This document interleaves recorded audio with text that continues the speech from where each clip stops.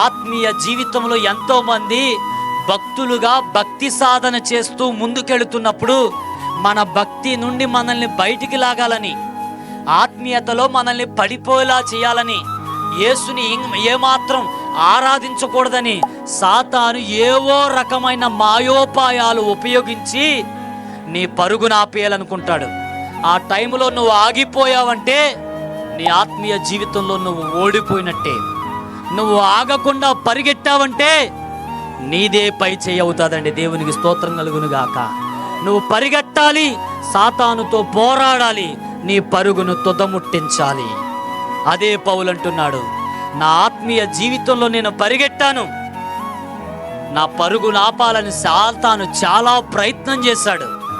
వాడి ముఖం మీద ఒక గుద్దు గుద్ది నా పరుగు ఆపకుండా ముందుకెళ్ళిపోయాను గనక ఇక మీదట నాకేముందన్నాడు, జీవ కిరీటం ఉందన్నాడు.